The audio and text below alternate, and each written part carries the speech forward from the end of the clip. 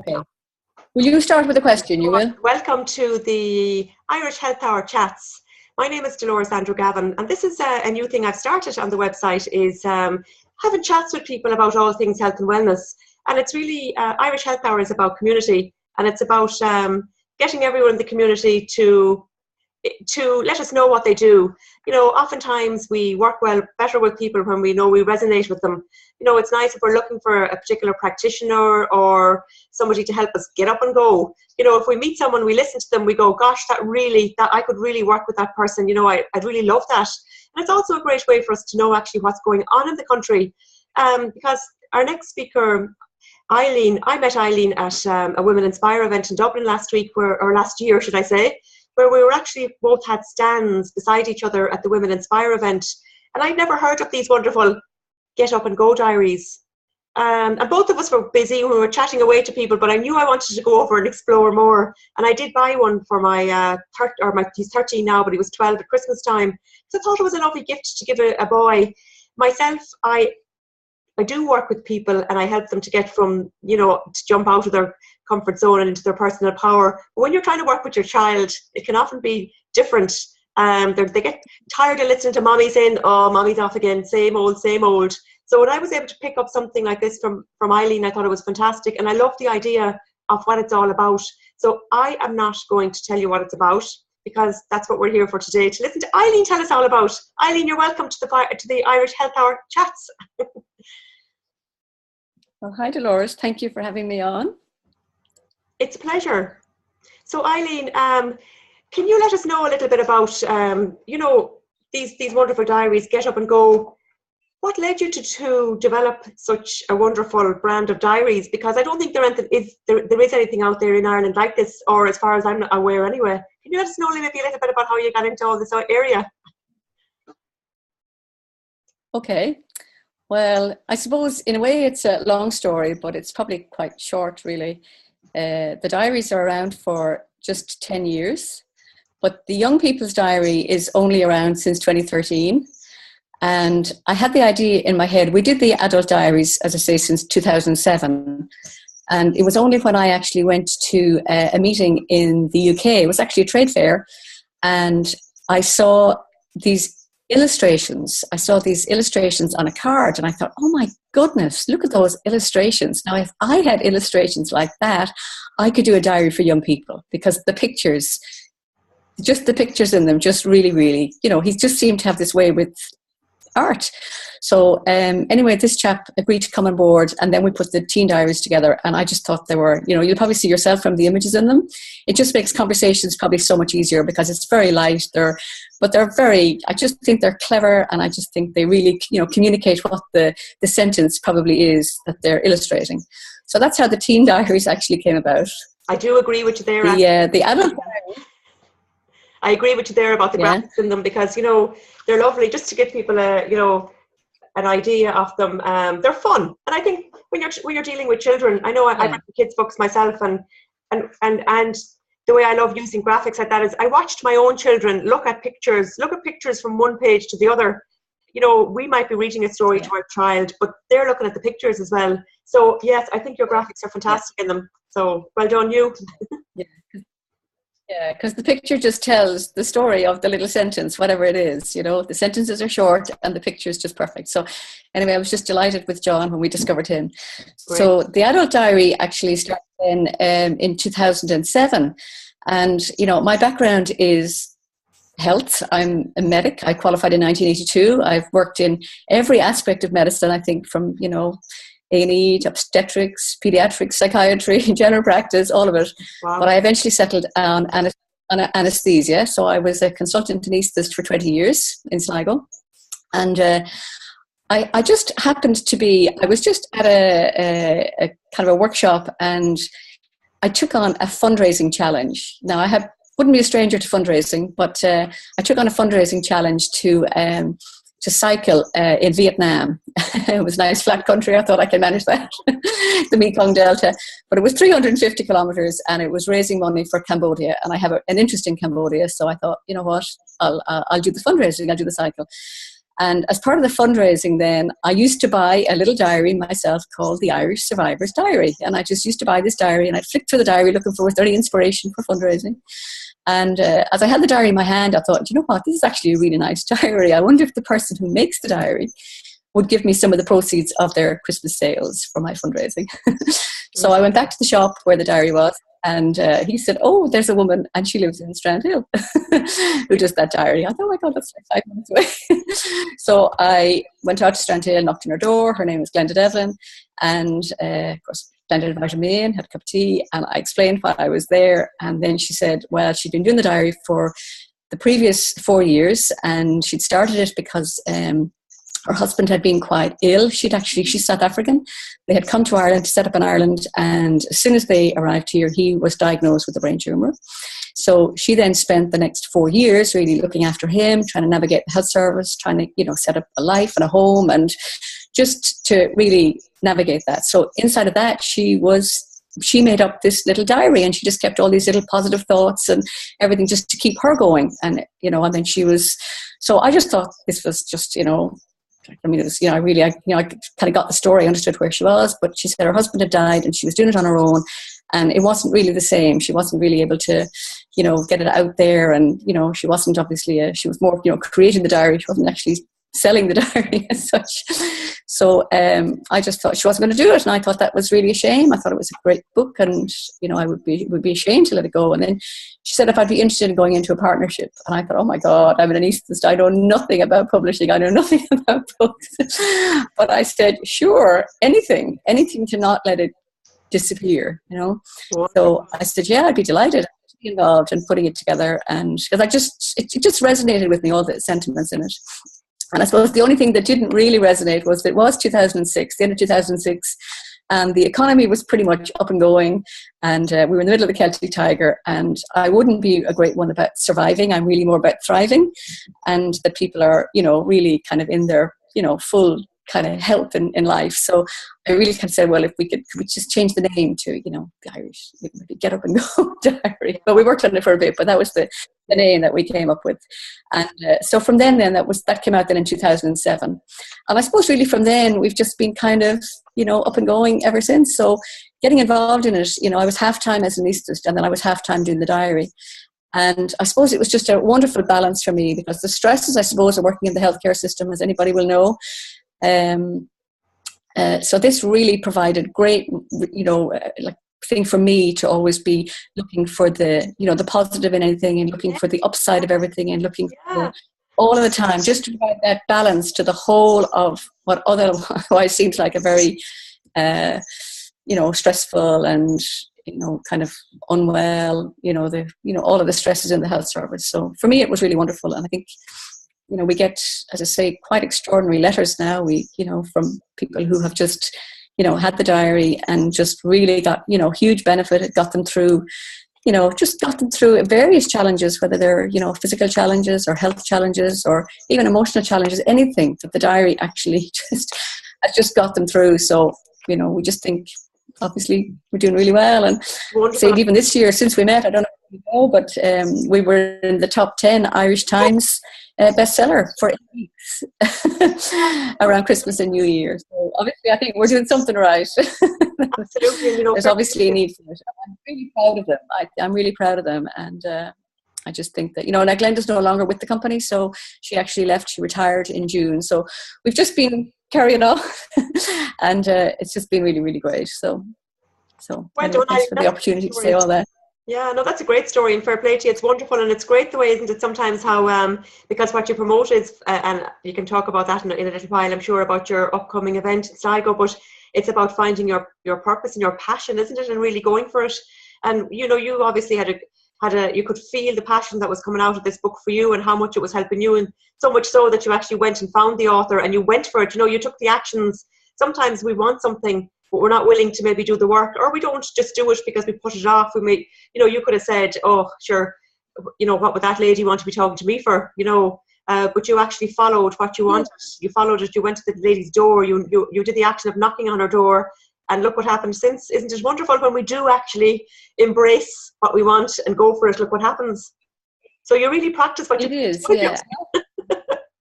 Yeah, and often it's much smaller than you think. Like it doesn't seem like it's just taking the next step. It's like, Yeah. Once I kind of realized that there was, this was a book, and it's like, well, go back to the shop. Where did you find it? And each time there's a choice. I can go to the shop or not, and then once he gives me the information, I can go to her house or not. So there's always a thing. And then which choice is going to be the one that's going to get me a little bit further down the road? You never quite know where the road is going. I had no idea, like 10 years ago, that I would be here. So I retired 2 years ago now from the health service, and for the last 2 years it's just been full time. And because I really felt that the health service, I thought it was great. I'd given it 32 years, but a lot of my, I would spend, I suppose, I'd be maybe in A&E or ICU, and really what you get is the kind of the end result. Disease, when it's manifested as disease, it's often the end result of a long road. And perhaps people who have been, had stresses or challenges in life, and then people maybe drink to solve problems, or smoke to solve problems, or engage in all sorts of risky activities thinking that's going to solve problems.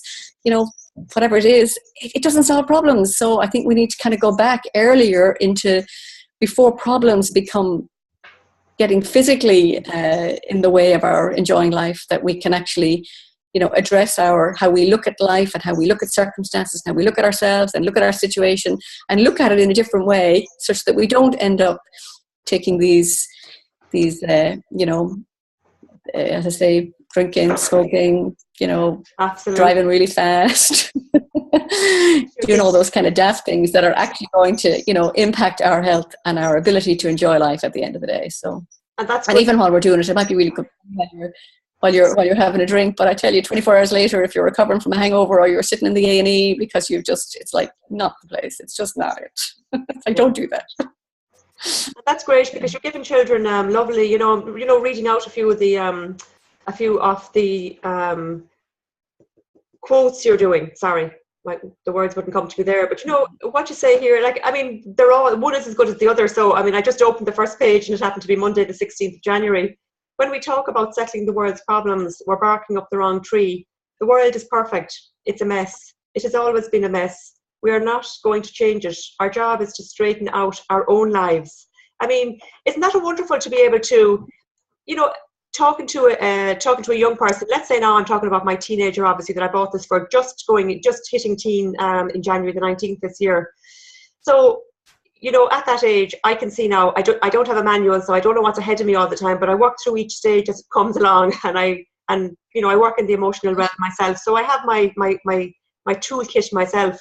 But to be able to empower a child like that, to realise that by changing themselves, that it's going to actually create a ripple effect out to the family, out to the community, out to the world.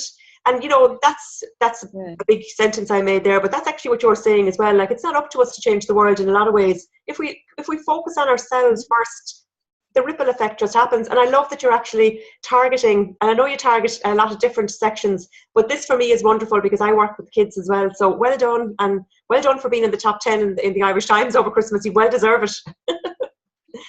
Yeah, that's the adult one now. The teen one hasn't quite got it yet. But even when you look at the picture there, see the picture where I know the picture where he's ironing his leg. Yeah. There was an iron, his leg is, and he's just ironing out his own leg, So yeah, it's just much easier if you just kind of manage yourself. You don't have to manage the world. I think we give up being general manager of the universe. It's a big place. It's do what it's doing. There's a lot of people out there, but you just keep your own self right. Keep your. I think we all have people around us, like very close to us. And sometimes listening to the people that are close to us, the people that know about us or care about us, that's really all you have to do. You don't necessarily have to go far and wide to get some, major insight. It's like, it's just the person next to you is probably going to say something that's actually going to support you. And, if we can listen to people who are beside us saying, well, maybe you could, lose a pound or two, or maybe you could go out for a walk, or maybe you should pick up the phone and call that person. It's not rocket science to actually get some of the little bits that maybe irritate us in our lives to kind of get on a different track.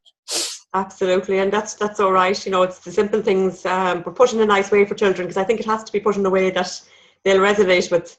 I use that word a lot, resonate with. But talking to a child in an emotional at a certain age that we all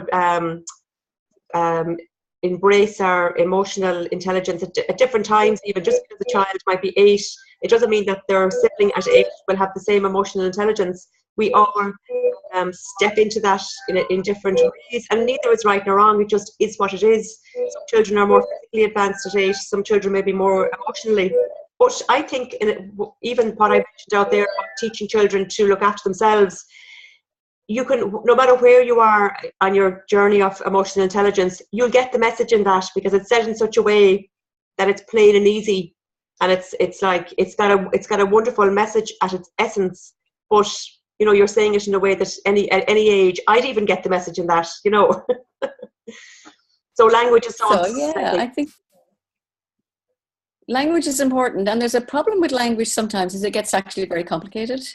Yes. And sometimes you're trying to explain something in language which really, you know, I mean, I could be here now trying to get a word for something, you know, but you'll even kind of see in my face I'm trying to find a word for it, and there isn't always a word for it. But when you're actually in proximity to somebody and people get the other kind of communication that's not just the words. We think the word should be everything, but there's more than just the words. There's a whole emotion behind something, and there's a whole kind of a commitment behind something to try and communicate.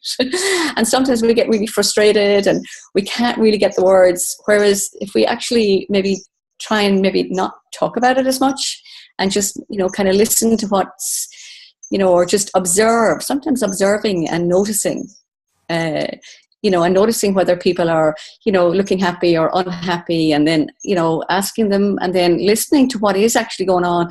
We don't always have the answers. People actually have their own answers. Yeah. And sometimes if we listen long to people and they're trusting or they're open to talk about it, they'll actually come to their own conclusions or their own kind of question. And then you can just tweak that a little bit.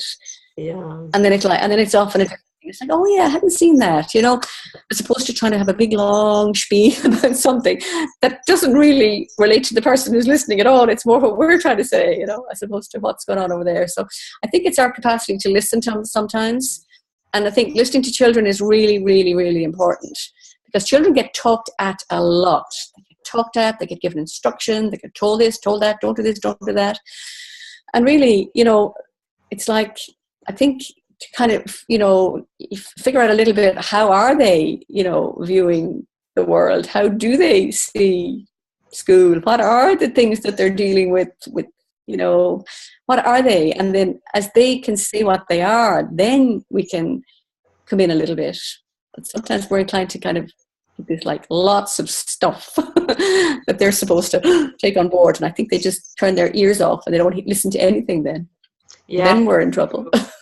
Yeah, that's wonderful. Well said. You know, I think holding space sometimes is all that that we can do for someone, and it's very seldom that that we actually. I'm not talking for everyone in the world, but just to listen to someone and just to be there, and you know, to make eye contact with someone is so wonderful when someone is telling you something. Because as you say, I mean, I've done this in the past where I've gone off on a rant and a rave, la la la la la la, and then I kind of go, oh, actually, yeah, I've it worked out by the end of my rant.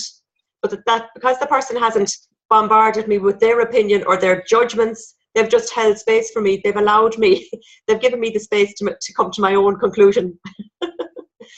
Yeah. So anyway, yeah. I think it's about your adult one. Sorry. The adult one, I suppose, is just what you mean, the diary. The diary, yes, sorry. It's the sound issue, so I'm losing you a bit there. Yeah, no, I didn't actually. So that's the grown-up one. I said the graphics are different. The graphics are obviously different. It's a lot of it is the same kind of content. Right. It's just that the graphics are different. It's kind of an easier for adults, you know, an easier graphics for adults. So the whole purpose. But really, it's the same thing. It's, you know, the purpose is exactly the same. And even if you come to, you know, you're talking about the boys' diary and the girls' diary, they're actually the same on the inside. It's only the covers that are different, you know, hands up. That's what it is. I couldn't possibly, you know, communicate with girls or boys. I communicate, I think, with the person that's there. So it's the person that's there. Whether you're a girl person or a boy person or a man person or a woman person, you're still a person. Absolutely. And it's a kind of a general person. The personal level that I think we you know, try and communicate in the diary. I don't try and specify anything in particular. No. So I suppose really, yeah. So that's kind of where it just is in the diaries. And then I suppose considering the person, then I thought, and you'll notice actually in the diaries that they're all quotes from people that are, said things a lot more eloquently than I did. So, I think if I don't know, if Michelle Obama said something better, or Mary Robinson said it, or Nelson Mandela said it, or I don't really care, Oprah Winfrey, I don't really mind who said it. Somebody will have said something, right? And then I just put that in the book and we put an image to it. But I suppose as I was going through, then I realized it's people actually that are very inspiring. So when you hear people and people tell their story, so that's why we started to put the events on then about 3 years ago. And I just found the people that had really inspired me. I thought, I wonder if, I could put them in front of an audience and maybe they'll inspire a whole lot of other people. So we did that for this is our third year doing that now. And I just have an amazing array of people speaking who are just telling their stories about, how they're up and going, or their particular brand of up and going. And usually, I suppose, there are people, it's the courage that people have found. It's the courage that they've had to either deal with a circumstance, or, like you said, step outside of a comfort zone, or make that call, or do something that, it's taken courage. It's not necessarily, it's just, that's just kind of, that, I suppose, what appeals to me is that, it's like when we have the courage to do something, it's amazing. One of my favorite sayings really is, the cave you fear to enter holds the treasure you seek. Oh, and it's like that. It's like, will we go in the door? Will I knock on the door? Will I make the call? But until you do that, it's like that's where the treasure is. So things that we're happily doing all the time that we're not afraid to do, there's no treasure there. Yeah. It's like, that's all the kind of the normal stuff. We have all that. But there might be treasure, and that's the one that we fear to. So wherever we're kind of a little bit like, ooh, will I? It's like whatever. So that's kind of what I kind of similar like that. Sorry, Eileen, I lost you there again. I talk about something similar in the Gems of Wisdom, so I love the way you speak about it. And I know two of the speakers. I looked up the speakers for your event that's coming up in April. I know Pádraig Ó Máille well, because he grew up in Galway City, like myself, the schmacht guy. Yeah, and I recently met Maura and Gallagher at the Women Inspire Galway. So it's wonderful. And you have a great array of speakers. So basically, the purpose of this Get Up and Go event, what would you say to people it is? In a few words, like, why would people go to this event? You're talking about passion on your website, I know, aren't you? And I think I kind of have a theme. The first year we had, it was Get Up and Go for the life you want. And I kind of took a little bit of idea from Oprah Winfrey. She did something like that. And I thought, well, we can do that too. And then last year was Get Up and Go for your dreams. So we had a little bit of, that kind of thing. And then this year we just say it's Get Up and Go with passion and purpose. So I think, what I see is that if you really have a purpose to your day and a purpose to your life, or a purpose to your year, or a purpose to whatever, then having that purpose really kind of lights you up. I think if you haven't got a purpose, if it just looks like same old for no particular reason, and why bother, then it's like, So we really have to kind of give ourselves a purpose, because, somebody else mightn't give it to us, but just give ourselves a purpose and just pick one. Just pick one that would be really, well, why not? That's a good one as any, Yeah. And so I suppose really my purpose, what I said this time was, my purpose is to just put as many people in front of these speakers as I possibly can. So with this, I'm actually play like a really, really big game. We had 150 people came to both the previous events. Brilliant. And the response from that was, why is this not in the convention centre? And then thousands of people would come. And I thought, because we're not going to the convention centre, we're in Sligo, and people who are going to come to Sligo, because that's where it is. You're just going to have to get up and go to Sligo. Because this is the most, I know you're from Galway, and I don't want to step on any toes. My mother's from Galway, but I'm from Dublin, and I still think Sligo is an extraordinary county. I just think it's a really magical county. Yeah. Absolutely. To me, it's a county that inspired, this is the county that inspired Yeats, right? And we were at a magical concert here with Leonard Cohen, and this was the county that inspired Leonard Cohen to give that performance in Lissadell House. And it's the county that has inspired. So that's what I'm just having, this is the county that inspired. It inspired me. So I have it that you come here and, maybe it'll inspire you. So I think that's just really it. I have a big tall order now. I want 1,000 people to come to the Knocknarea Arena in Sligo. That's it, big dream, big plan. But, aim for the stars and you may hit the moon. And that's really my game. So, it's like live a big life and, play full out. And so what, as I say, it might not work, and it might. And if it does, it'll be great. And if it doesn't, I'll go on to the next thing. And it's like, so, so be it. So I don't really have any, I mean, obviously, I don't want it to be, I obviously want people to come to it. I think it's great. We've got a great selection of speakers. It's really exciting. It's for everybody. It's just for everybody. And people who don't normally go to events, or maybe people don't normally go to conferences, or maybe people who don't normally go to hear people like this. It's like, well, this is for you, because you might actually really enjoy it. You might hear something that you have never heard before. You might hear something that's, really kind of like, a little light bulb moment. I mean, I've been to places getting like light bulb moments, thinking, oh, you're right. That's absolutely, yes, I could do that. Or now I see something, or there's an idea that I hadn't thought of, or something. So it's, we want teenagers, probably, maybe transition year and above. Transition year, college students, make sure that you're, inspired. I mean, there was one guy, came last year, and he sat beside me at lunch, and I said, you look like you've come on your own, and he said, oh yeah, he got an email from the school, it came around. And I said, so how do you think of it? He said, now I think I know what I'm going to do with my life. Oh, wow. He said, that's fantastic. And he was like smiling, like, so somebody had said something, I don't know, we had really great speakers, like very exciting speakers last year as well.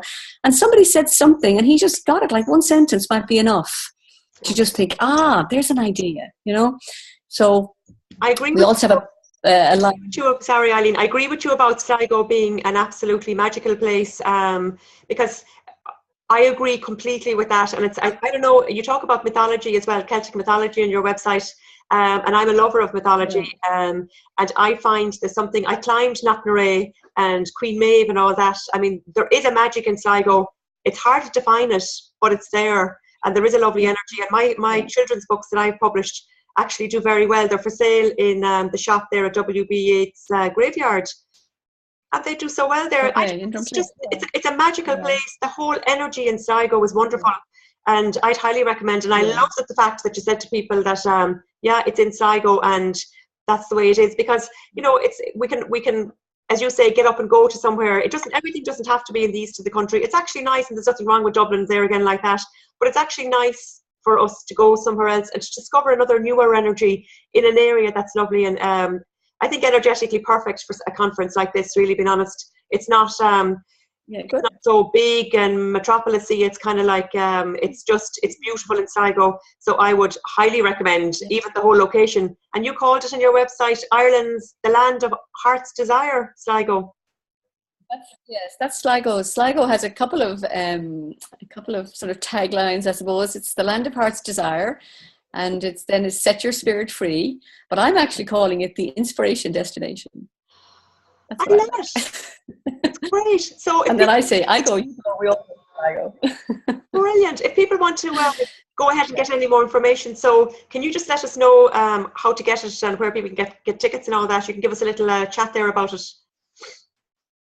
Okay, well, the website is www.getupandgoevents.com. And actually, you're lucky. The early bird tickets are, depends on when this goes out, but the early bird tickets are available until the 11th of November. February. February. Where November came in there. That's just available on the website. And the ticket ranges like for students and for unemployed, they're like €45, and then the full price is €95. That's for the 2 days. It's for a Friday afternoon and a Saturday. So the 8 speakers are on Saturday, and then we have like 5, we'll say, and a few surprise speakers. You might be surprised actually who'll turn up on Friday. It's a not-for-profit event. Actually, we're not in profit, and we have 4 charities that we support, and we have Pieta House, Northwest Simon, Cystic Fibrosis Ireland, and back to my earlier connection, I have a small NGO school that I support in Cambodia. Oh. So they're kind of the 4 charities that benefit. I think just really, I think there's reductions really on the website for if you're a trainer or a coach, or even if you want to come in a group, or you're a teacher or whatever. So that's really, I suppose it's just to really have So there's people speaking on really a range of issues, and they're talking about confidence, talking about, teen self-esteem, talking about entrepreneurship, talking about, business ideas, talking about adventure, overcoming challenges, health issues, non-health issues. There's just a range of topics, and the people are all speaking with real passion and real purpose, is that you get to see, what life is like when you live it, really, really following your passion. And when you really have found that thing that you love to do in your life, and whether it's raising your children or, teaching or working with cars, whatever it is that you're doing, if it's your passion and you're loving it, then just, this is your life, have a great one. And I suppose the event is just to kind of get people connected with their own passion and what is their purpose. Is your purpose just to get, the best cake baked today, whatever it is that it is your passion and your purpose, that you're just living that and you're loving it. And that's what your life is all about.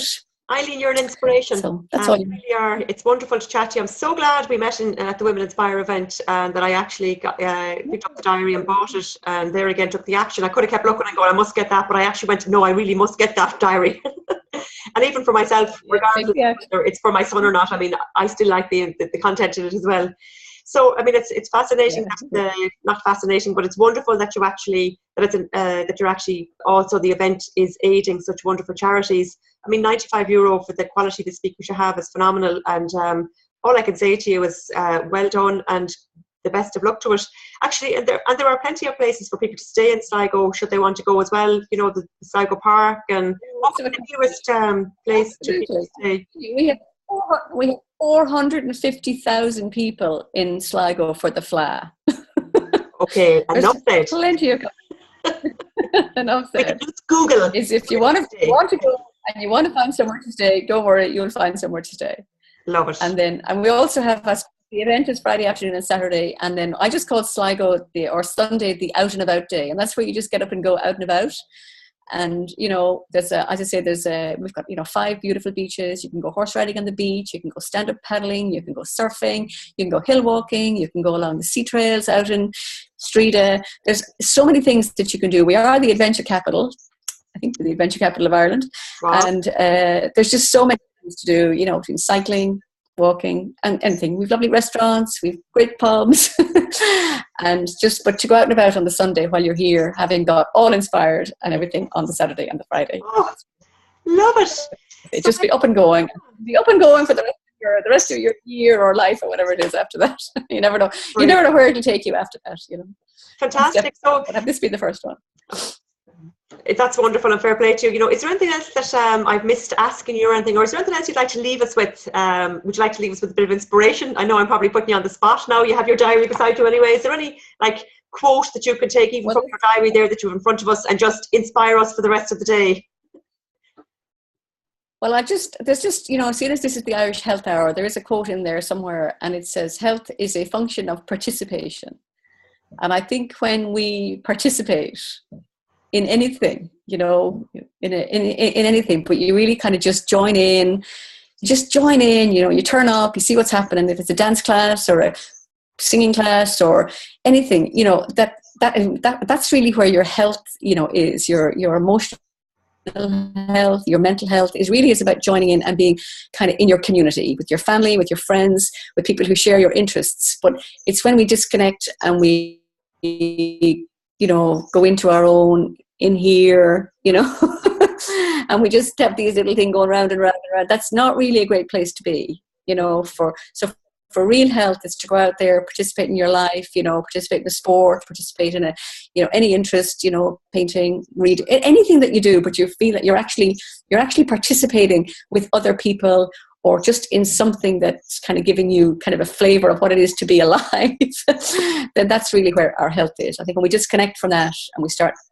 getting in and ruminating and worrying and all of this other concerns that we have, that, that's what manifests really as manifests then physically in our health. It's where our stress gets built up and, all those things. And then we start to, as I say, we try and numb all of that, anything, we kind of numb it. So they go out there and really, and even if it's participating in a good old-fashioned argument, just to kind of get get that level of, just, that it isn't just kind of, oh, well, who cares? What's the, at least you're getting the energy. participating in something.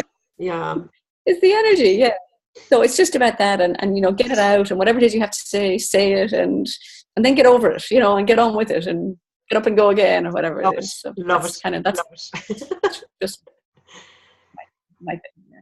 No, that's so true. Because that's what I tell people as well. Even if it's writing a letter, it's because it's getting the energy out there. It's getting, you're like, this is the way it is. And if you never send that letter, it's just getting energy moving, because that's emotions are energy in motion. So just get them moving and then get them out, as you say. Eileen, it was a pleasure chatting to you.